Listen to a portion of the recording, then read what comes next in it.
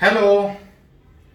Welcome है एक नए लेक्चर इस ऑप्टिक्स वाले चैप्टर में। लास्ट वाले लेक्चर में हम लोग स्टार्ट किए थे रिफ्रैक्शन, उसी में आगे अगर कंटिन्यू करें तो आज एक टर्म हम लोग को सीखना है, that is total internal reflection. Last class में देख रहा था कि लाइट जब एक मीडियम से दूसरे मीडियम जा रहा था तो डायरेक्शन चेंज कर रहा था।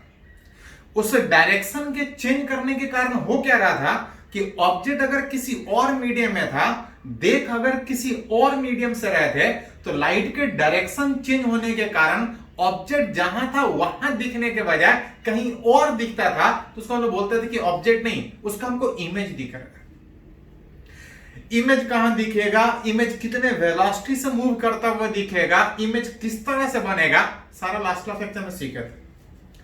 उसी में आगे अगर कंटिन्यू करें तो आज जो पढ़ना है टोटल इंटरनल रिफ्लेक्शन है क्या, देखिए थोड़ा सा मान के चल रहे हैं कि लाइट मूव कर रहा है from denser to rare medium.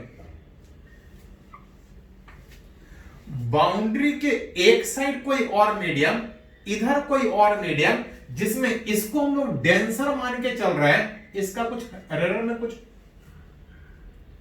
अलग अलग दिया तो अलग अलग सोचेंगे। हां, अगर दोनों को रिलेट करना हो तो सीखे हैं कि आप चाहें तो दोनों को रिलेट करके इसको म्यू रिलेटिव में लिख सकते हैं, जहां पे mu relative always denser by rare relate होता है। अलग अलग दिया तो अलग अलग सोचेंगे। हाँ, आप चाहें तो उस अलग अलग को हटा के सिंगल में इस तरह से सोच सकते हैं कि ये रेयर है, ये डेंसर में इतने रिलेटिव से डेंसर। लाइट अगर इस डेंसर मीडियम से अगर रेयर मीडियम में जाएगा तो लाइट अपना डायरेक्शन चेंज करेगा। लाइट डेंसर से रेयर जाने में सीखे कि नॉर्मल से दूर जाता है। एंगल ऑफ इंसिडेंस के कंपेयर में एंगल ऑफ रिफ्रैक्शन अगर डेंसर से रेयर जा रहा है तो वो बड़ा होगा। कितना बड़ा होगा आप चाहें तो स्नेल्स लॉ से रिलेट कर सकते कि इस एक मीडियम से दूसरे मीडियम जाने में पढ़े हैं कि मीडियम चेंज करने से एंगल कुछ इस इक्वेशन से चेंज करेगा, जहां पे डेंसर मीडियम जिसका रिफ्रैक्टिव इंडेक्स इतना, अगर कुछ आई एंगल से आ रहा है, दूसरे मीडियम में कितने एंगल से जाएगा, अलग अलग रिफ्रैक्टिव इंडेक्स लिखेगा तो दोनों जगह लिखना पड़ेगा, नहीं तो दोनों को हटा के म्यू रिलेटिव में लिख सकते हैं। इस एक मीडियम से दूसरे मीडियम जाने में लाइट कुछ इतने एंगल से जा रहा है, जहां पे अगर रिलेट कीजिएगा तो लिख सकते हैं साइन आई बराबर, या इसको ऐसे ही रहने दीजिए, थोड़ा सा ज्यादा हिम्मत जरूरत पड़ेगा तो लिखेंगे इसी इक्वेशन को। हाँ, बोल सकते हैं कि for a given two pair of medium, दोनों एक दूसरे के डायरेक्टली प्रोपोर्शनल होगा। जब तक दो पेयर ऑफ मीडियम सेम है, म्यू सेम होगा, और अगर म्यू सेम है तो sine i is directly proportional to sine r. दोनों एक दूसरे का directly proportional to sine r का मतलब angle of incidence is directly of angle of refraction. जितने ज्यादा एंगल से लाइट आएगा उतना ही ज्यादा इस आर का वैल्यू होगा। साथ साथ एक और पॉइंट आप लिख सकते हैं कि एज अगर एंगल ऑफ आई अगर इंक्रीज करें तो आर डायरेक्टली होने के कारण ये बढ़ेगा तो ये भी बढ़ेगा। I increases, r also increases with. अगर लाइट इस डेंसर से अगर रेयर मीडियम में जा रहा है तो नॉर्मल से दूर जाने के कारण आप बोल सकते हैं विथ जो एंगल ऑफ रिफ्रैक्शन है इज ऑलवेज ग्रेटर देन उस एंगल ऑफ इंसिडेंस। जितने ज्यादा एंगल से आएगा उतने एंगल ज्यादा से जाएगा। हाँ, इसको बढ़ाएंगे तो ये भी बढ़ेगा, लेकिन इसके कंपेयर में हमेशा इसका वैल्यू ज्यादा होगा तब तक जब तक डेंसर से लाइट रेयर मीडियम में जाता है। कौन सा इक्वेशन है, तो आप इक्वेशन यहां से लिख सकते हैं, जैसा जरूरत पड़े उसको यूज कर सकते हैं। आगे अलग अलग कंडीशन यूज करने की बात करें। एंगल ऑफ इंसिडेंस बढ़ा रहे हैं, आर बढ़ रहा है, इससे हमेशा इसके बड़े होने के कारण बढ़ाते बढ़ाते एक कंडीशन ऐसा आएगा जब इसका वैल्यू इतना बढ़ जाएगा कि इसके कंपेयर में ये बड़ा होने में आर बढ़ते बढ़ते 90 डिग्री हो जाए, आई बढ़ाएंगे तो आर बढ़ेगा। डेंसर से रेयर जाने में नॉर्मल से दूर जाने के कारण इस आई के कंपेयर में आर हमेशा बड़ा था, इसको बढ़ाएंगे तो आर भी बढ़ेगा। इसके बढ़ाते बढ़ाते एक वैसा वैल्यू आएगा जब ये 90 होगा, इसके 90 होने से पहले ये वाला 90 हो जाएगा। On that condition, that angle is called as critical angle. Light अगर डेंसर से रेयर मीडियम में जा रहा है तो आर बड़ा था, आई छोटा था। आई बढ़ा रहे थे तो आर बढ़ रहा था, इसके 90 होने से पहले ये 90 हो जा रहा था। The angle of incidence for which angle of refraction 90 degree हो जाए, लाइट इस इंटरफेस के पैरेलल पास करने लगे, that angle of incidence is called as critical angle. Critical angle, the angle of incidence for which angle of refraction जो दूसरे rare medium में हो रहा है वो 90 डिग्री। तो बहुत बार पूछा जाता है कि जो एंगल ऑफ इंसिडेंस जिसके लिए एंगल ऑफ रिफ्रैक्शन 90 डिग्री हो रहा है, जिसको क्रिटिकल एंगल बोल रहे हैं, पूछा जाता है उसका वैल्यू कितना होगा। एक मीडियम से दूसरे मीडियम जाने में एंगल इतना चेंज कर रहा था, इस इक्वेशन से पता चल रहा था। देन फ्रॉम इक्वेशन 1, अगर इस कंडीशन में अगर इक्वेशन लिखे तो आप लिख सकते हैं कि म्यू इंटू साइन आई, जिसको क्रिटिकल एंगल बोल रहे थे, कुछ इस तरह से कि दूसरे मीडियम में एंगल 90 डिग्री हो जाए। यहां पे साइन 91, यहां से आप रिलेट कीजिएगा तो लिख सकते हैं साइन थीटा सी बराबर 1/μ।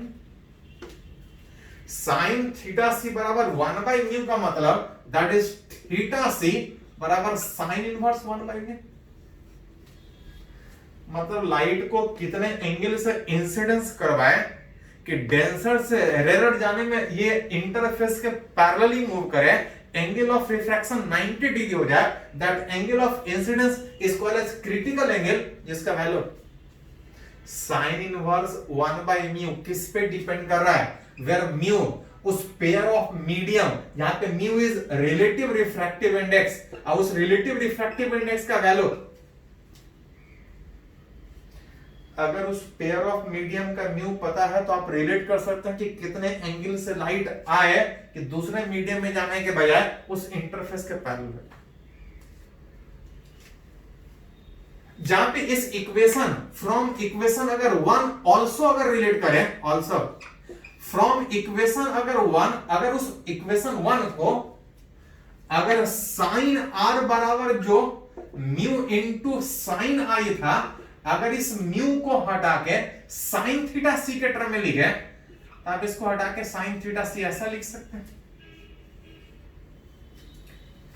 ये हो गया कि अगर इतने एंगल से लाइट आ रहा है तो दूसरे मीडियम में एंगल कितना बनाएगा, दूसरे मीडियम में कितना एंगल बनाएगा, उसको म्यू के बजाय अगर क्रिटिकल एंगल के टर्म में दो तो यहां से रिलेट कर सकते हैं। सेम इक्वेशन है, जिस तरह से यूज करना यूज कर सकते हैं। हाँ, इसमें एक टर्म और बोला जाता है कि फॉर अगर एंगल ऑफ इंसिडेंस अगर क्रिटिकल एंगल से बड़ा हो जाए तो देखिए थोड़ा सा,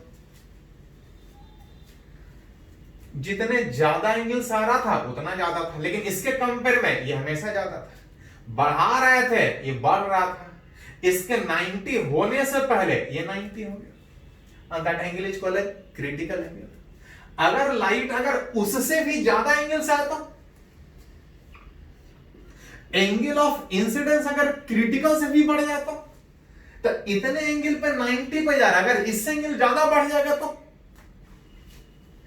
तो इस इक्वेशन से आप देख सकते हैं कि अगर एंगल ऑफ इंसिडेंस अगर क्रिटिकल एंगल से अगर बड़ा हो जाए तो साइन आई बढ़ जाएगा, और अगर साइन आई बढ़ गया देन साइन आर का वैल्यू 1 से ज्यादा हो जाएगा। एंगल अगर इंसिडेंट वाला क्रिटिकल से ज्यादा हो तो साइन आई ज्यादा होगा, और अगर साइन आई साइन थीटा से ज्यादा है तो इसका वैल्यू 1 से ज्यादा होगा, और अगर उसका वैल्यू 1 से ज्यादा हो गया, विच इज पॉसिबल नहीं है कि साइन थीटा का वैल्यू 1 से ज्यादा नहीं है, साइन थीटा का वैल्यू 1 से ज्यादा पॉसिबल ही नहीं है। अब उसका प्रैक्टिकल मीनिंग ये निकलता है कि अगर angle of incidence critical angle से ज्यादा हो तो जो दूसरे मीडियम में लाइट खोज रहे हैं, दूसरे मीडियम में लाइट मिलने के बजाय इतने पे आ रहा था तो इंटरफेस के पैरेलल, इससे एंगल अगर और बढ़ाइएगा तो लाइट दूसरे मीडियम में जाने के बजाय वापस सेम मीडियम में आता है, वापस लाइट रिफ्लेक्शन की तरह से वापस सेम मीडियम में आता है, and that process is called, उसको बोलते हैं टोटल इंटरनल रिफ्लेक्शन। लाइट जब डेंसर से रेयर जा रहा था, एंगल कम था तो दूसरे मीडियम में जा रहा था, बढ़ा रहे थे तो इंटरफेस के पैरेलल हो रहा था, अगर और बढ़ा रहे थे तो लाइट दूसरे मीडियम में जाने के बजाय लाइट वापस सेम मीडियम में आ रहा है। अब बिल्कुल उसी तरह से जैसे रिफ्लेक्शन में लाइट आता है, अब जिस तरह से रिफ्लेक्शन में लाइट आता है उसी तरह से आने के कारण इसको बोलते हैं टोटल इंटरनल रिफ्लेक्शन, कि लाइट दूसरे मीडियम में मिलने के बजाय, इस इक्वेशन से भी देख रहे हैं कि अगर एंगल ऑफ इंसिडेंस ज्यादा हो तो साइन आई ज्यादा होने के कारण साइन आर एक से ज्यादा हो जाए, साइन थीटा का वैल्यू एक से ज्यादा पॉसिबल नहीं है, which is not possible practically. It means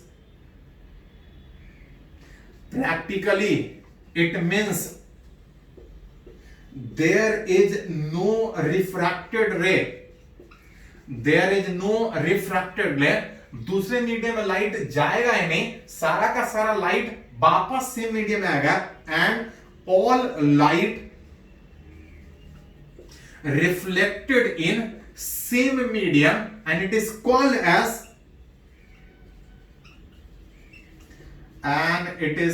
as total internal reflection. ये बिल्कुल उसी तरह से बिहेव करेगा जैसा रिफ्लेक्शन में एंगल ऑफ इंसिडेंस बराबर एंगल ऑफ रिफ्लेक्शन आपका।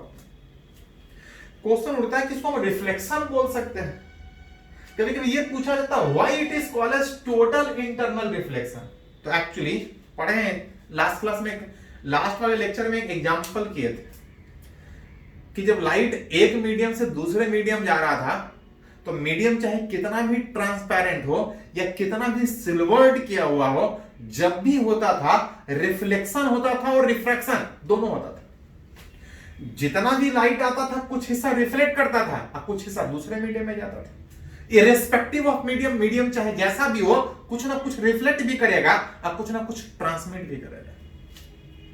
इस केस में जो रिफ्लेक्शन हो रहा था तो हो ही रहा था, और जो लाइट दूसरे मीडियम में जा रहा था बाई चांस ऐसे एंगल से इंसिडेंस करवाया है कि जो दूसरे मीडियम में जा रहा था वो वापस सेम मीडियम में आ रहा है। नॉर्मली होता था कुछ दूसरे मीडियम में जाता था, कुछ पहले मीडियम में आता था। यहां पे जो पहले मीडियम में आ रहा था वो तो आ ही रहा था, जो दूसरा मीडियम में जाने का कोशिश कर रहा था, रिफ्रैक्शन होने का कोशिश कर रहा था, बाई चांस ऐसा एंगल से इंसिडेंस करवा रहा है कि जो दूसरे मीडियम में जा रहा था वो भी वापस आ रहा है।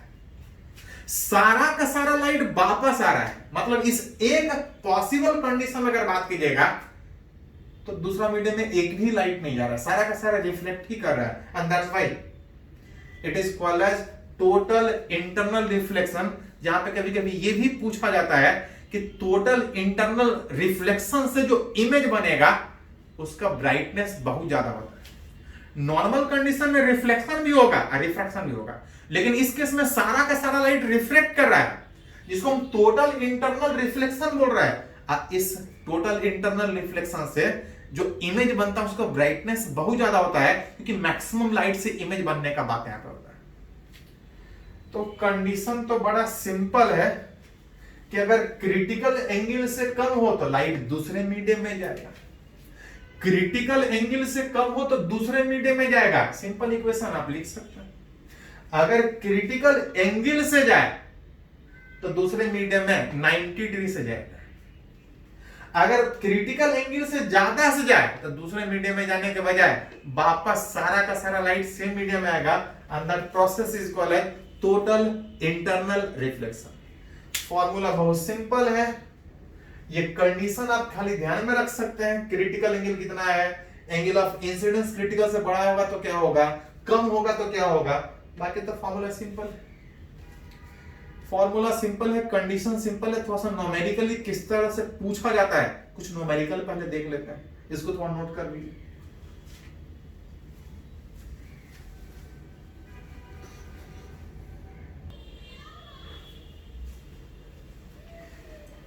तो अभी हम लोग कंडीशन सीखे कि अगर लाइट डेंसर से रेयर में मूव कर रहा था तो लाइट दूसरे मीडियम में जा रहा था जब क्रिटिकल एंगल से कम था, क्रिटिकल एंगल पे दूसरे मीडियम में जाने के बजाय इंटरफेस के पैरेलल था, और दूसरे मीडियम जाने के बजाय वापस से मीडियम में आ रहा था अगर एंगल ऑफ इंसिडेंस क्रिटिकल से बड़ा। तो कंडीशन बड़ा सिंपल था, उसी को थोड़ा सा न्यूमेरिकली अलग अलग कंडीशन में कैसे यूज करेंगे उसको थोड़ा सा बात करना है। चलिए कुछ एप्लीकेशन, कुछ प्रॉब्लम्स उसको यूज करने की कोशिश करते हैं। एक क्वेश्चन है जेईई मेन में पूछा था कि इस तरह से एक ग्लास स्लैब, एक ट्रायंगुलर ग्लास स्लैब वाटर में इमर्ज किया हुआ है, और अगर इस फेस पे लाइट अगर नॉर्मली इंसिडेंस करे तो पूछा जा रहा था कि इस स्लैब का ये जो एंगल होगा वो कितना एंगल होगा सच दैट कि लाइट आए और इस बीसी वाले फेस से बाहर ना निकले। अगर इस स्लैब पे लाइट नॉर्मली आ रहा है, मीडियम चाहे कितना डेंसर कितना भी रेयर हो, नॉर्मली में अनडिवाइड पास करता है। लेकिन यहां पे बाउंड्री तिरछा होने के कारण ये जो लाइट आ रहा था जब यहां पे बात की जाएगा तो एंगल ऑफ इंसिडेंस कुछ और हो। अगर ये थीटा है तो ये 90 माइनस थीटा होगा, और अगर इसके परपेंडिकुलर है तो ये 90 माइनस थीटा का मतलब इस आई का वैल्यू थीटा होगा। अब वही पूछा जा रहा है कि इसका एंगल कितना हो, एंगल कितना हो कि लाइट यहां से बाहर ना निकले। लाइट यहां से बाहर तब नहीं निकलेगा जब लाइट अंदर ही रह जाए। लाइट आ रहा था, लाइट इस फेस से बाहर ही ना निकले, ये तभी पॉसिबल है जब लाइट अंदर ही रहे। अंदर तब रहेगा जब यहां पे टोटल इंटरनल रिफ्लेक्शन, कोई पूछ रहा है fine theta such that light will not emerge from face BC. इस बीसी वाले फेस से लाइट इमर्ज नहीं करना चाहिए। फॉर टोटल इंटरनल रिफ्लेक्शन अगर इस फेस पे हुआ तो लाइट बाहर निकलने के बजाय अंदर रहेगा। अंदर कब होगा जब जो एंगल ऑफ इंसिडेंस है जो इस थीटा के बराबर था, पढ़े हैं, it should be critical angle से बड़ा होना चाहिए। जहां पे क्रिटिकल एंगल का जो वैल्यू था साइन इनवर्स 1 बाय म्यू में mu is relative refractive index. Relative refractive index मतलब डेंसर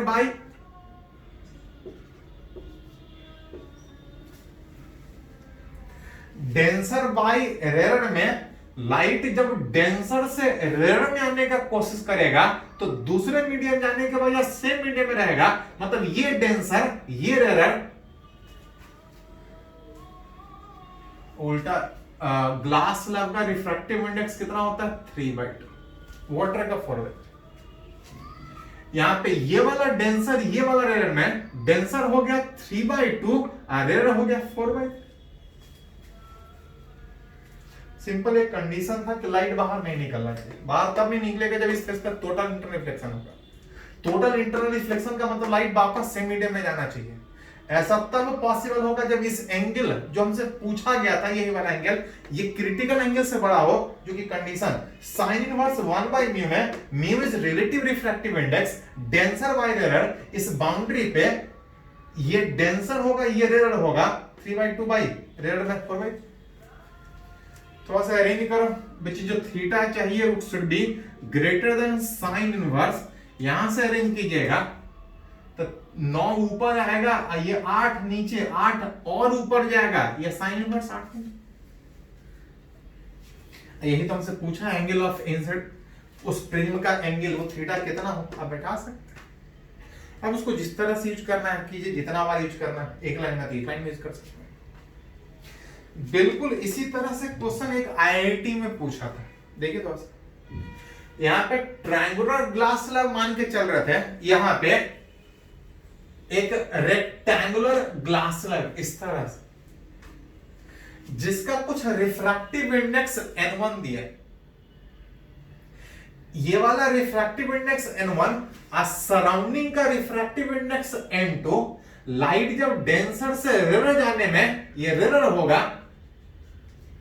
ये वाला डेंसर पूछ रहा है कि इस बाउंड्री पे लाइट कितने एंगल से इंसिडेंट करे सच दैट कि जब इस मीडियम में आए तो लाइट यहां से बाहर निकलने के बजाय, यहां से बाहर निकलने के बजाय लाइट इस डीसी वाला सीडी वाला फेस से बाहर निकले। फाइंड अल्फा मैक्सिमम पूछ रहा है, इस एंगल का वैल्यू कितना हो such that the light ray comes out such that light ray comes out from face CD। बोल रहा लाइट इधर से आ रहा है, कितने एंगल से आए कि लाइट इधर से निकलने के बजाय, इधर से निकलने के बजाय इस सीडी वाला फेस से बाहर निकले। लाइट यहां से कुछ एंगल से आ रहा है, अंदर कहीं कुछ एंगल बनाएगा, यहां से बाहर निकलने का कोशिश करेगा, लेकिन चाहते हैं कि यहां से बाहर निकलने के बजाय यहां से बाहर निकले। ऐसा तब पॉसिबल है जब इस फेस पे टोटल इंटरनल रिफ्लेक्शन, इस फेस पे टोटल इंटरनल रिफ्लेक्शन होने का मतलब ये जो एंगल ऑफ इंसिडेंस यहां पे है वो क्रिटिकल से बड़ा होना चाहिए, और अगर ये क्रिटिकल से बड़ा होना चाहिए तो ये वाला कितना होना चाहिए, तो ये जितना ज्यादा होगा उतना ये कम होगा। मतलब इस एंगल का वैल्यू आप बोल सकते हैं 90 माइनस क्रिटिकल।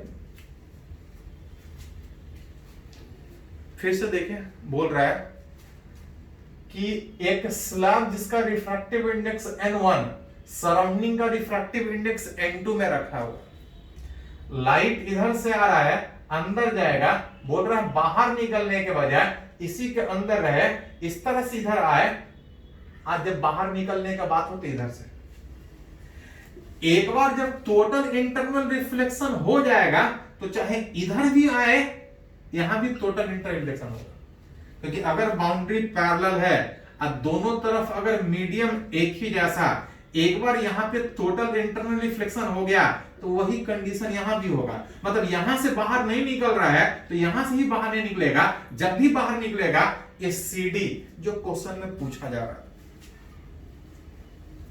मतलब इस एक जगह पे टोटल इंटरनल रिफ्लेक्शन हो गया तो कंफ्यूजन नहीं होगा कि इधर से भी होगा टोटल इंटरनल, यहां से होगा फिर यहां होगा फिर यहां होगा, और जब भी बाहर निकलने का बात होगा उस सामने वाला फेस सीडी से जो मेरे को चाहिए।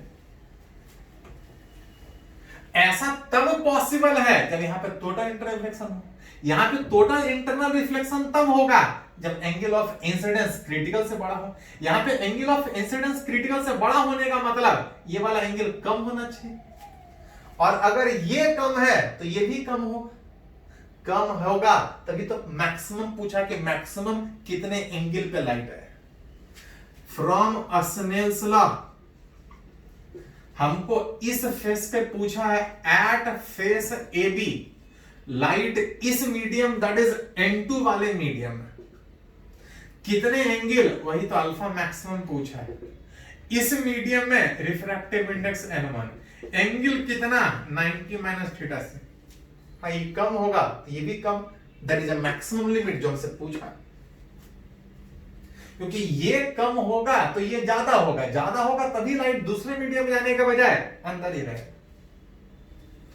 जहां से अल्फा मैक्सिमम से पूछ रहा है, साइन अल्फा मैक्सिमम को हटा के इधर लेकर आइएगा, n1 by n2 sine 90 minus theta से, दैट इज कॉस थीटा। जहां पे साइन थीटा सी हम लोग पढ़े 1 बाई म्यू, म्यू का मतलब था डेंसर बाई रेयर। लाइट यहां पे क्रिटिकल एंगल का बात है, डेंसर से रेयर जाने में दूसरे मीडियम जाने के बजाय अंदर रहेगा, मतलब ये डेंसर होगा ये रेयर होगा, n1 बाई n2, जिसको लिखिएगा तो उल्टा हो जाएगा, ये 1 अपॉन में था, देखिए साइन थीटा सी बराबर n2 बाई n1।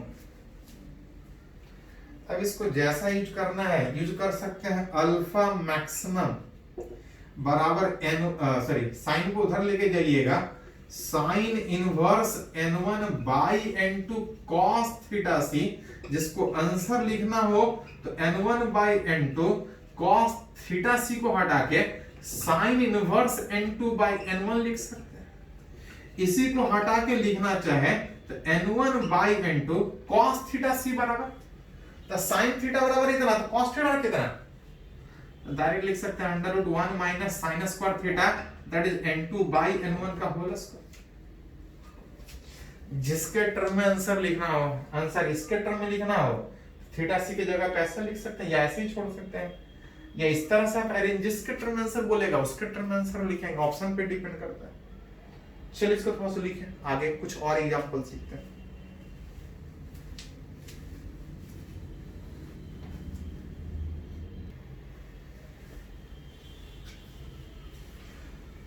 तो कंडीशन तो बड़ा सिंपल था टोटल इंटरनल रिफ्लेक्शन का, उसको इक्वेशन में न्यूमेरिकली कैसे यूज करेंगे सीखने का कोशिश कर रहे हैं।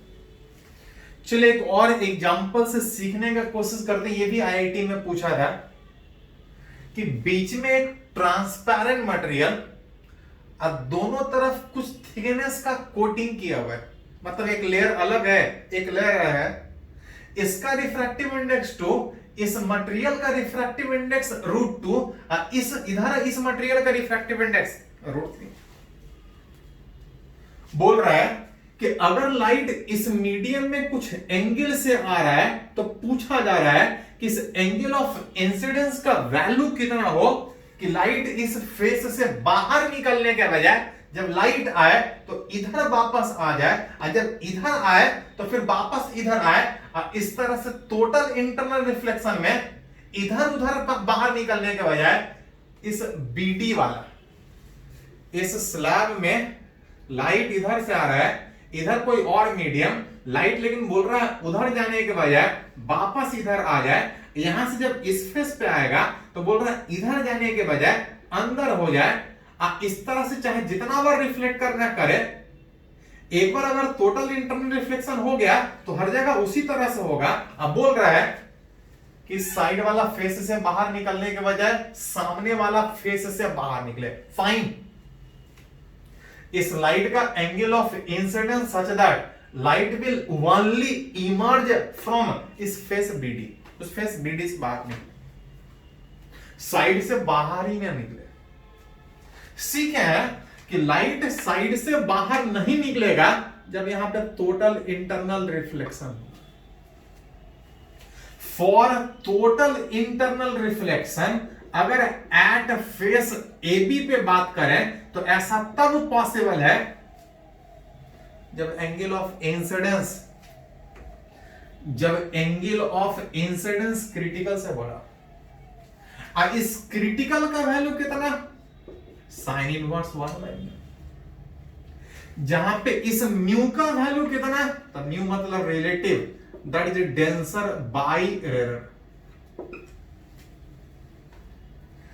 डेंसर बाय रेयर में जब लाइट डेंसर से रेयर में जा रहा होगा तो दूसरे मीडियम जाने के बजाय वापस अंदर टोटल इंटरनल रिफ्लेक्शन का बात होगा, विच ये डेंसर ये rare which is 2/√2, which is angle of incidence is greater than sin inverse √2, कटने के बाद आ जाएगा 1/√2, या तो इसको इधर लेके आइए, which is sin I is greater than 1/√2, जिसको sin 45 डिग्री बोल सकते हैं, मतलब एंगल ऑफ इंसिडेंस इज 45 से बड़ा।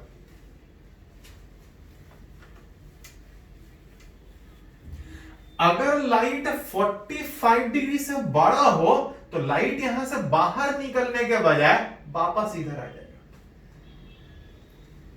और जब इस फेस पे आएगा तो जितना एंगल यहां होगा उतना ही एंगल यहां भी होगा, क्योंकि ये आई तो ये भी आई और ये भी आई। और अगर यहां टोटल इंटरनल रिफ्लेक्शन हो रहा तो यहां भी टोटल इंटरनल रिफ्लेक्शन होगा।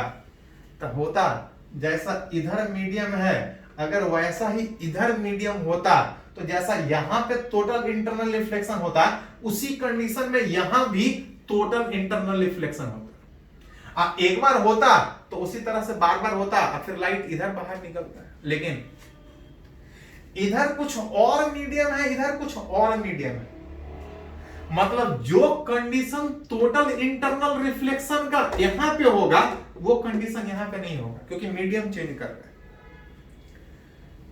हमको लाइट इस फेस BD से बाहर निकलवाना है, इसका मतलब कि यहां भी टोटल इंटरनल रिफ्लेक्शन होना चाहिए, यहां भी होना चाहिए। यहां तो सीख लिए, यहां पे मीडियम अलग होने के कारण हमको यहां पे अलग से चेक करना पड़ेगा कि यहां पे कौन से कंडीशन में टोटल इंटरनल रिफ्लेक्शन हो रहा है। कोई जरूरी नहीं है कि यहां पे हो रहा है तो यहां भी हो, हाँ होता, अगर जैसा इधर मीडियम होता वैसा ही इधर मीडियम होता। Also for total internal reflection at face, अगर इस CD पे बात करें, इस फेस CD पे भी अगर टोटल इंटरनल रिफ्लेक्शन का बात हो तो angle of incidence critical angle sine inverse 1/μ में mu denser by mu rare, जहां पे लाइट जब डेंसर से रेयर में जाएगा तो वापस सेम मीडियम आएगा। डेंसर से रेयर मतलब ये डेंसर, जिसको उल्टा कीजिएगा तो angle of incidence is sine inverse √3/2। सीधा समझ में आता तो ठीक है, नहीं तो इसको लिख सकते हैं sine i is greater than sine √3/2। इस साइन √3/2 का मतलब 60 डिग्री, मतलब एंगल ऑफ इंसिडेंस 60 डिग्री से बड़ा होना चाहिए। देखे कि इस फेस पे 45 से बड़ा हुआ, इस फेस पे 60 से बड़ा हुआ, तब लाइट टोटल इंटरनल रिफ्लेक्शन करेगा। इधर इधर जब टोटल इंटरनल रिफ्लेक्शन होगा तो बार बार होगा, अब फिर सिर्फ लाइट BD वाले फेस से बाहर निकलेगा। लेकिन यहां कंडीशन कुछ और आ रहा है, यहां कंडीशन कुछ और है। ये 45 से ज्यादा पे लाइट आ रहा था तो ये टोटल इंटरनल रिफ्लेक्शन हो रहा है, लेकिन 45 से ज्यादा आएगा तो यहां पे नहीं होगा, यहां पे 60 से ज्यादा आएगा तब टोटल इंटरनल रिफ्लेक्शन होगा। Hence, for light to emerge from face BD only,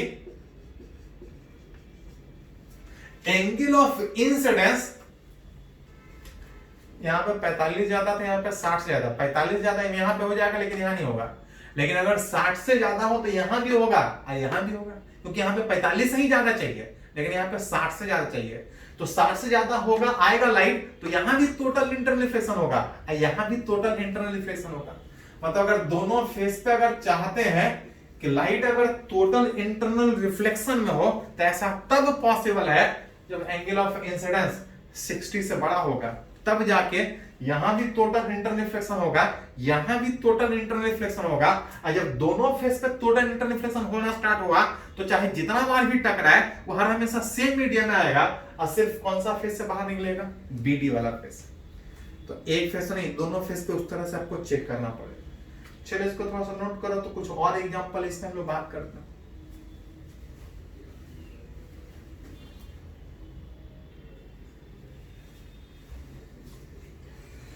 तो हम लोग सीख रहे हैं टोटल इंटरनल रिफ्लेक्शन का जो कंडीशन था उसको न्यूमेरिकली कैसे यूज करेंगे। एक दो अगर एग्जांपल और बात करें तो ये वाला एग्जांपल लगभग सारे एग्जाम में पूछा जा सकता है, अलग अलग बहुत तरीके से ये क्वेश्चन पूछता है। ठीक है, मान के चल रहे हैं किसी लेक या किसी पॉन्ड जिसका कुछ हाइट है और इसके सरफेस पे कोई लाइट सोर्स रखा है, इस लाइट सोर्स से लाइट बाहर निकल रहा होगा। लाइट जब नॉर्मली बाहर निकलेगा तो अनडेविड पास करेगा, लेकिन जब कुछ एंगल से जाएगा तो थोड़ा दूर जाएगा। थोड़ा ज्यादा दूर से जब लाइट बाहर निकलने का कोशिश करेगा तो एक लिमिट से जब ज्यादा एंगल ऑफ इंसिडेंस होगा तो लाइट बाहर निकलने के बजाय अंदर ही रह जाएगा।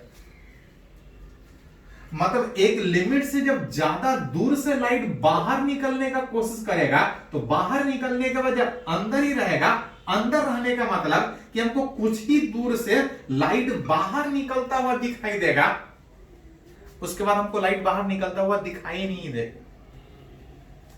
अब वही क्वेश्चन पूछा गया है, फाइंड द एरिया ऑन उस वाटर सरफेस पे from where light emerges out of light source. इस लाइट सोर्स से बाहर निकल रहा लाइट, पूछ रहा है कि एक लिमिट के बाद जब लाइट अंदर ही रहना स्टार्ट किया, कब तक अंदर रहना स्टार्ट करेगा, तो तब तक अंदर रहना स्टार्ट करेगा जब एंगल ऑफ इंसिडेंस क्रिटिकल के बराबर नहीं होता। यहां तक आप सोच सकते हैं कि बाहर निकले, उसके बाद लाइट बाहर निकलने के बजाय अंदर ही रह जाएगा। और जैसा इस साइड है वैसा उस साइड भी होगा। इनफैक्ट अगर सोर्स यहां पे है तो चारों तरफ एक सर्किल से इसके टैंक के ऊपर सर्कुलर पोर्शन से लाइट बाहर निकलने का कोशिश करेगा। वही पूछ रहा है, find the area on water surface, जो एक सर्किल के शेप में लाइट उतने पोर्शन से बाहर निकल रहा है। पूछा जा रहा है कि इस सर्कुलर एपर्चर इसका एरिया कितना होगा। अगर हम इसका रेडियस निकाल लें तो उतना दूर चारों तरफ से लाइट बाहर निकलेगा, एरिया निकाल सकते हैं। यही क्वेश्चन कभी कभी उल्टा पूछा जाता है कि कितना बड़ा सर्कुलर डिस्क वहां पर रख दे कि हमको लाइट बाहर निकलता हुआ दिखाई ही ना दे। तो कुछ नहीं, जितना पोर्शन से लाइट बाहर निकलता हुआ दिखाई दे रहा है, अगर उतना ही बड़ा अगर एक सर्कुलर डिस्क अगर वहां पर रख दे तो हमको कहीं से भी लाइट बाहर निकलता हुआ नहीं दिखाई देगा। तो यही क्वेश्चन अलग अलग तरीके से पूछा जा सकता है। साथ साथ जिस तरह से लाइट इस सोर्स से निकल के बाहर जा रहा था, उसी तरह से बाहर से लाइट अंदर पहुंच रहा हो।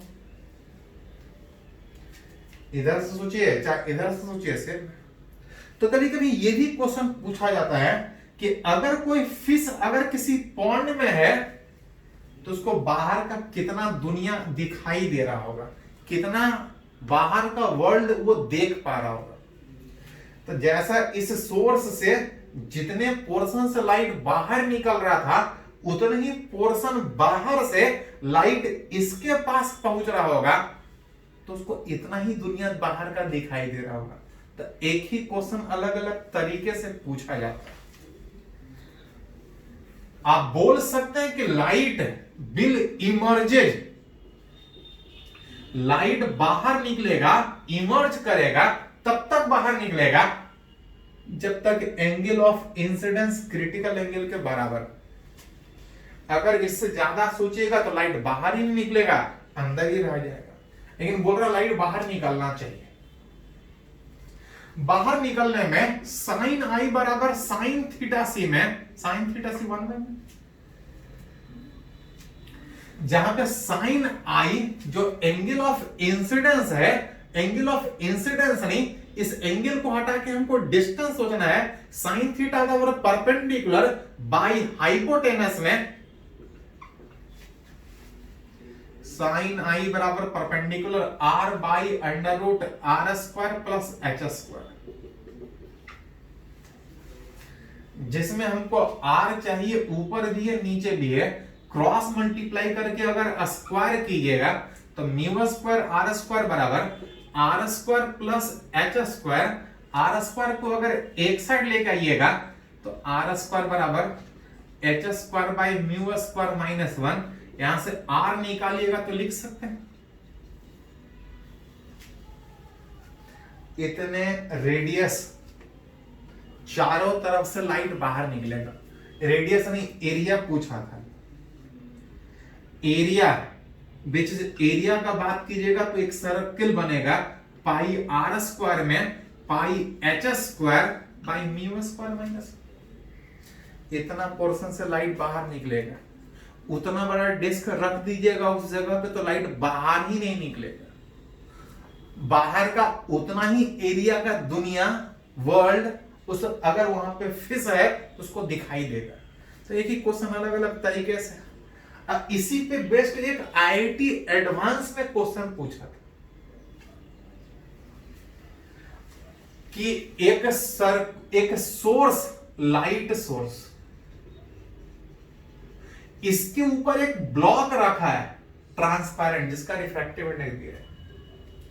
अब इसके ऊपर एयर के बजाय, जो अभी हम लोग एयर सोच रहे थे, बोल रहे हैं एक ब्लॉक रखा है और इसके ऊपर एयर के बजाय कोई लिक्विड है और इसी लिक्विड का रिफ्रैक्टिव इंडेक्स पूछा गया। इस लिक्विड का रिफ्रैक्टिव इंडेक्स तब पूछा गया था जब जितने पोर्शन से लाइट बाहर निकाल रहे थे वो पोर्शन दे दिया गया था। Find the refractive index of liquid such that light emerging from the block, इस सोर्स से लाइट जब इस ब्लॉक से बाहर निकल रहा होगा, light emerging from the block to the liquid forms a circular bright spot of diameter. जो लाइट बाहर निकल रहा है, इतने पोर्शन से जो लाइट बाहर निकल रहा है उसका डायमीटर दे दिया गया था। यहां पे रेडियस निकाल के फिर एरिया निकालने का कोशिश किए थे, यहां पे डायमीटर निकालने का बात किया। तो थोड़ा सा अरेंज कर सकते हैं, डायमीटर दिया है तो रेडियस निकाल सकते हैं।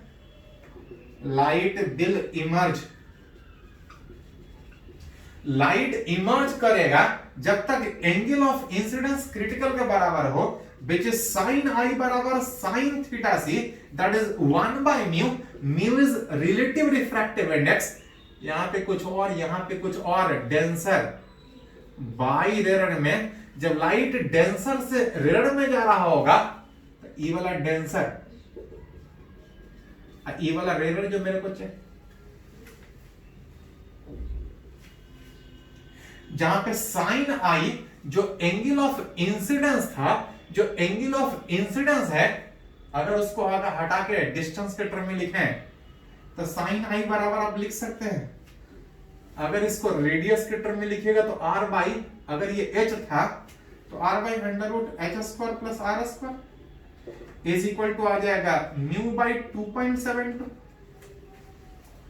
जिसमें ये म्यू हमसे पूछा गया है, जहां पे h दिया हुआ था, h कितना दिया था 10 mm, रेडियस कितना, डायमीटर का आधा विच 11.54 में अगर 2 से डिवाइड कीजिएगा तो 5.77 आ जाएगा।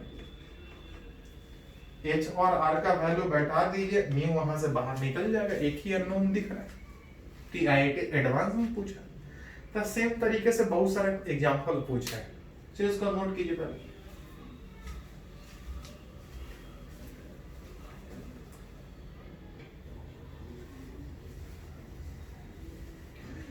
तो हम लोग बात कर रहे थे टोटल इंटरनल रिफ्लेक्शन कब होगा, उसको न्यूमेरिकली किस तरह से यूज करेंगे। इसमें कुछ प्रैक्टिकल एग्जांपल भी आप बोल सकते हैं ऑब्जेक्टिव क्वेश्चन में या +2 में एक्सप्लेन करने के लिए आता है। कुछ प्रैक्टिकल एग्जांपल उस टोटल इंटरनल रिफ्लेक्शन पे अगर बेस्ट बात करें तो सबसे पहला एक पॉइंट बोल सकते हैं कि अगर वाटर के इनसाइड अगर कोई एयर बबल अगर बाहर से देखिएगा तो चमकता हुआ, साइन करता हुआ दिखाई देगा। वाटर के इनसाइड अगर कोई एयर बबल है, अगर उसको आप बाहर से देखिएगा तो साइन करता हुआ नजर आएगा, and that is due to total internal reflection. Actually जब आप बाहर से देख रहे होंगे, अंदर में बहुत सारा लाइट इधर उधर क्रॉस कर रहा होगा, और लाइट जब डेंसर से रेयर मीडियम में जाने का कोशिश करेगा तो उस एयर बबल से दूसरे साइड जाने के बजाय रिफ्लेक्ट करके इस तरह से बाहर जाएगा, ये टोटल इंटरनल रिफ्लेक्शन होगा।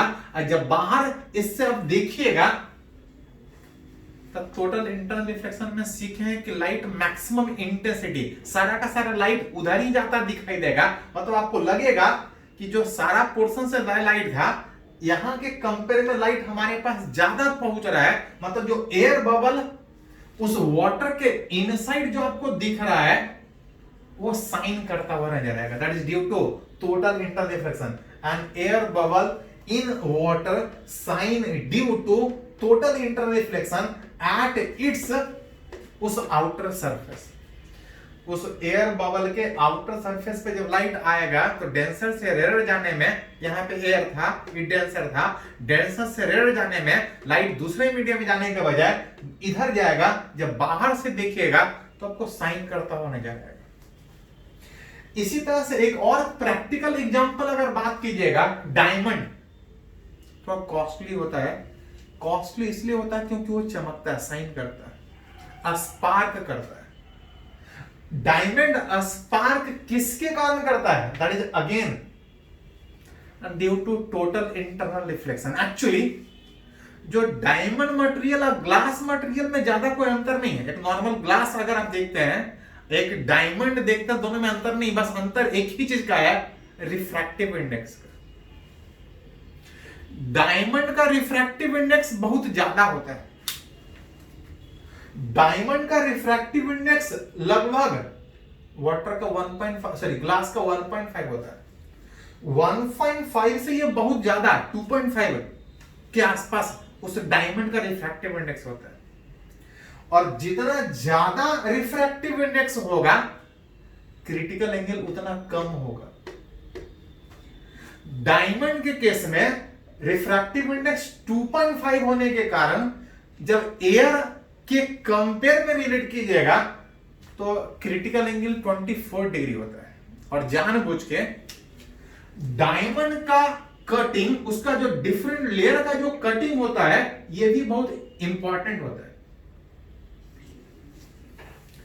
डायमंड का तो रिफ्रैक्टिव इंडेक्स ज्यादा होता ही होता है, साथ साथ उसका कटिंग भी बहुत इंपॉर्टेंट होता है। जानबूझ के उसका जो फेस होता है इतना ज्यादा कट किया जाता है कि एक बार लाइट यहां से इन कर जाए और जब किसी फेस पे इंसिडेंस करे तो हमेशा वो क्रिटिकल एंगल से ज्यादा पे इंसिडेंस करे, अंदर जाए, लेकिन जब किसी फेस पे लाइट इंसिडेंस करे तो हमेशा क्रिटिकल एंगल से ज्यादा पे इंसिडेंस करे।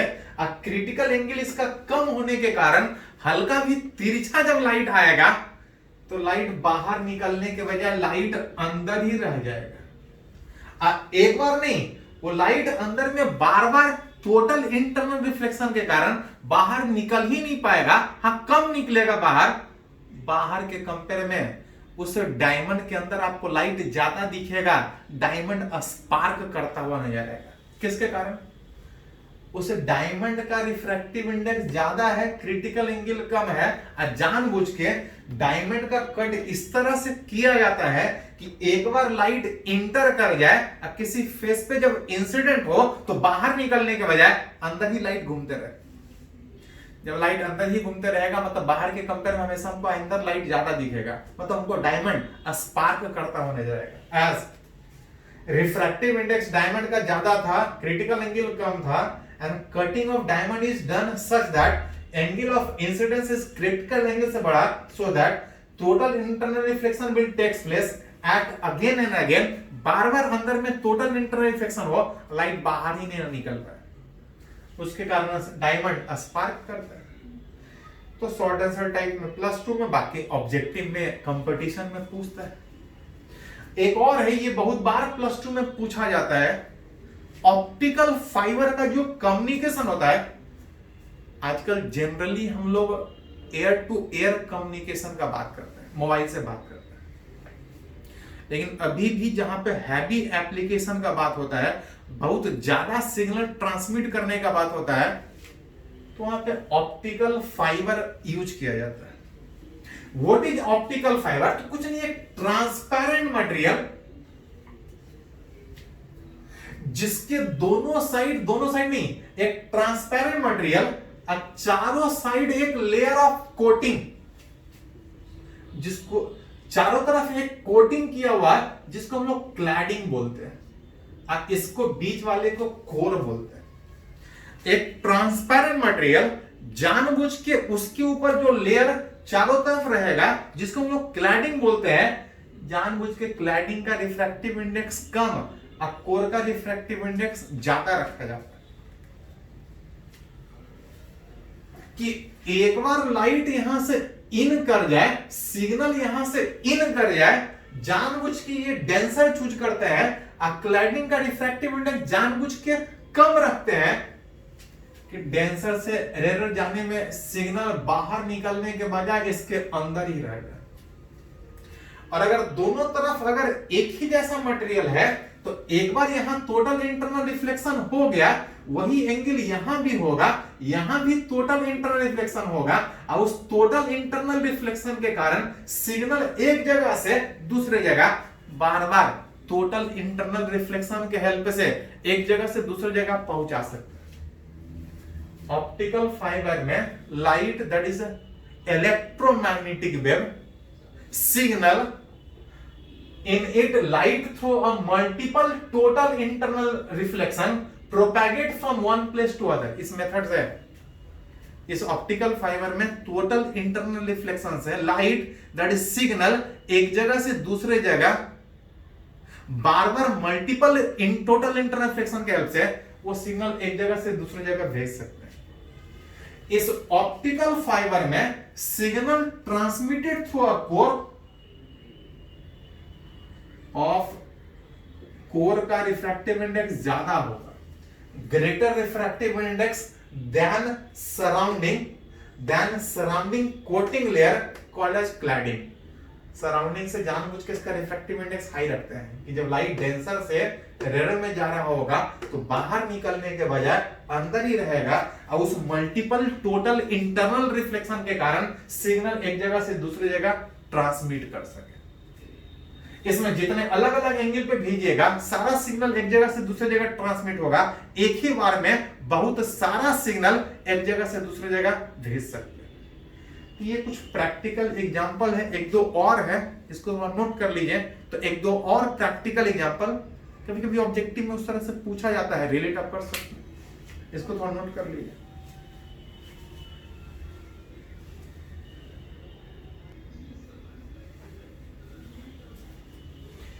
तो एक दो और प्रैक्टिकल एग्जांपल इस टोटल इंटरनल रिफ्लेक्शन पे जो कभी कभी पूछा भी गया है, दो और है।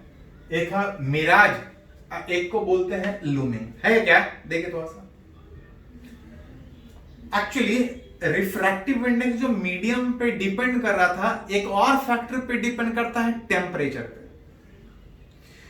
किसी मीडियम का टेम्परेचर जब आप बढ़ाते हैं तो उस मीडियम का रिफ्रैक्टिव इंडेक्स घटता है। Desert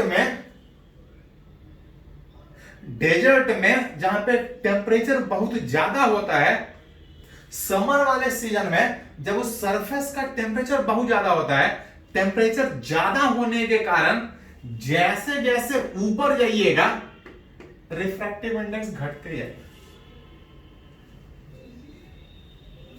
In desert where due to heating of earth, summer में डेजर्ट में उस अर्थ के हीट होने के कारण अर्थ के नजदीक वाला एयर का टेम्परेचर ज्यादा, ऊपर टेम्परेचर कम। टेम्परेचर अर्थ के नजदीक वाला एयर का ज्यादा होने के कारण ये वाला रिफ्रैक्टिव इंडेक्स कम होगा, ऊपर में रिफ्रैक्टिव इंडेक्स ज्यादा होगा। Refractive index of air near the surface of earth becomes lesser than above it। ऊपर वाला मीडियम डेंसर मीडियम की तरह से बिहेव करेगा, रेयर टेम्परेचर ज्यादा होने के कारण। उस प्रोसेस के कारण दूर खड़ा हुआ कोई ऑब्जेक्ट, दूर रखा हुआ ऑब्जेक्ट को जब आप देखने का कोशिश कीजिएगा, दूर रखा हुआ ऑब्जेक्ट अगर उस ऑब्जेक्ट को देखने का कोशिश कीजिएगा तो सीधा जो लाइट आएगा तो अनडेविड पास करेगा। लेकिन जो लाइट इधर से नीचे आ रहा था, ऊपर डेंसर मीडियम, नीचे रेयर मीडियम, डेंसर से जब रेयर मीडियम आ रहा था तो एक लिमिट से ज्यादा हीट होने के कारण, एक लिमिट से ज्यादा टेम्परेचर बढ़ने के कारण जब लाइट डेंसर से रेयर मीडियम आएगा तो वो दूसरे मीडियम जाने के बजाय इस रेयर मीडियम से टकरा के, पढ़े टोटल इंटरनल रिफ्लेक्शन, कि लाइट जब डेंसर मीडियम से रेयर मीडियम में जाने का कोशिश करता है, एक लिमिट से ज्यादा एंगल से जाने का कोशिश करता है, तो लाइट दूसरे मीडियम में जाने के बजाय वापस सेम मीडियम में आता है। वही चीज यहां पे कि समर में डेजर्ट में टेम्परेचर बढ़ने के कारण, ग्राउंड के नजदीक वाला एयर का टेम्परेचर ज्यादा होने के कारण उसका रिफ्रैक्टिव इंडेक्स कम, जब लाइट ऊपर से निकल के आएगा तो ये नीचे आने के बजाय टकरा के इस ऑब्जर्वर तक फिर से वापस पहुंचने का कोशिश करेगा।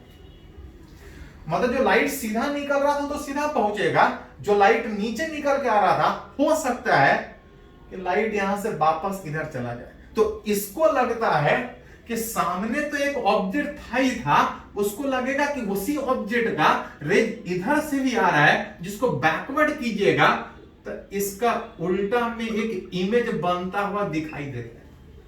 उसको लगता है कि सामने एक ऑब्जेक्ट तो था ही था, जब दूर से देख रहा है उस समर वाले सीजन में आपको लगेगा उस ऑब्जेक्ट का एक इमेज भी बनता हुआ दिखाई देगा। ये जो सरफेस है साइन करता हुआ नजर आएगा, जो कभी कभी फील किए होंगे कि गर्मी वाले सीजन में, समर में जब आप हाईवे पे जा रहे होते हैं तो रोड साइन करता है, दैट इज ड्यू टू इसको बोलते हैं मिराज, जहां पे सरफेस साइनिंग सरफेस की तरह दिखेगा। अगर उसके ऊपर कोई ऑब्जेक्ट रखा है तो ऑब्जेक्ट तो दिखेगा ही दिखेगा, उसका इमेज भी उल्टा आपको दिखाई देगा, एक इल्यूजन टाइप का क्रिएट होता हुआ दिखाई देगा। लाइट फ्रॉम डिस्टेंट ऑब्जेक्ट, दूर रखा हुआ जो ऑब्जेक्ट है, reaches the surface of earth with angle, जो यहां पे एंगल ऑफ इंसिडेंट जो है अगर क्रिटिकल एंगल से ज्यादा हुआ तो लाइट इधर जाने के बजाय वापस उस ऑब्जर्वर के पास पहुंचने का कोशिश करेगा, so that total internal reflection will takes place and we see the inverted image of object along with object. Object तो दिखेगा ही, उसका एक इमेज भी दिखाई देगा, एक इल्यूजन टाइप का वहां पे क्रिएट होता हुआ दिखाई देगा, जो आप रोड पे भी गर्मी वाले सीजन में हाईवे पे फील कर सकते हैं। एंड इस प्रोसेस को मिराज बोलते हैं। इसी का ठीक उल्टा इसको लूमिंग बोलते हैं। ये समर वाले सीजन में था, ये विंटर वाले सीजन में, जनरली पोलर रीजन में जहां पे टेम्परेचर जब बहुत कम होता है वहां पे ये इल्यूजन दिखाई देगा, जिसको लूमिंग बोलते हैं। समर में ये था लूमिंग पोलर रीजन में, जहां पे ग्राउंड के नजदीक वाला का टेम्परेचर ज्यादा, ग्राउंड के हीट रहने के कारण टेम्परेचर ज्यादा, ऊपर वाला का टेम्परेचर कम। यहां पे था टेम्परेचर ज्यादा और ऊपर टेम्परेचर कम। लूमिंग में पोलर रीजन में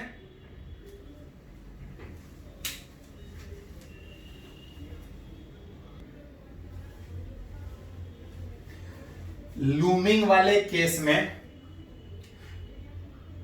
लूमिंग में पोलर रीजन में बहुत सारा आइस जमा रहेगा, ग्राउंड का टेम्परेचर कम, एयर वाला का टेम्परेचर थोड़ा ज्यादा। इसका टेम्परेचर कम मतलब ये वाला डेंसर मीडियम हुआ, आप ऊपर बात कीजिएगा तो रेयर मीडियम हुआ। इन पोलर रीजन जहां पे बहुत सारा आइस जमा होगा, ग्राउंड के नजदीक का टेम्परेचर कम होने के कारण वो डेंसर, ऊपर टेम्परेचर ज्यादा होने के कारण रेयर, लूमिंग टेक्स प्लेस। यहां पे भी टोटल इंटरनल रिफ्लेक्शन के कारण लूमिंग होता है क्या? देखिए थोड़ा सा कि अगर इधर से कोई ऑब्जर्वर अगर किसी ऑब्जेक्ट दूर रखे वो ऑब्जेक्ट को देखने का कोशिश करेगा तो जो रेज सीधा आएगा वो तो सीधा अल्टीमेट पास करेगा। कुछ रेज जो ऊपर निकल के भाग रहा था, लाइट जब डेंसर से रेयर में जाने का कोशिश कर रहा था, एक लिमिट से जब ज्यादा एंगल से जाएगा तो और ऊपर जाने के बजाय वो रिफ्लेक्ट करके वापस उस टोटल इंटरनल रिफ्लेक्शन, उस रेयर मीडियम से लाइट जो ऊपर जा रहा था भागने के बजाय वापस उस ऑब्जर्वर के पास पहुंचता है। मतलब सेम ऑब्जेक्ट जो लाइट सामने से निकल के आ रहा था, सामने से तो निकल के आ ही रहा था, जो लाइट ऊपर जा रहा था वो भी इस ऑब्जर्वर की आंख तक पहुंच रहा है। तो इसको लगता है कि इस ऑब्जेक्ट का इमेज कहीं इधर बनता हुआ दिखाई देगा। मतलब ऑब्जेक्ट तो दिखेगा ही दिखेगा, इसका इन्वर्टेड, इस ऑब्जेक्ट का इन्वर्टेड इमेज हवा में बनता हुआ दिखाई देगा। इन दिस केस म्यू जैसे इसे ऊपर जाइएगा घटेगा, म्यू कम होगा मतलब वो मीडियम रेयर कहलाएगा with height, and so the image किसका, उस ऑब्जेक्ट का एयर में एक उल्टा इमेज बनता हुआ दिखाई देगा। दैट इज पोलर रीजन में आपका लूमिंग था और डेजर्ट में मिराज वाला प्रिंसिपल। इसको चलिए नोट कर लीजिए।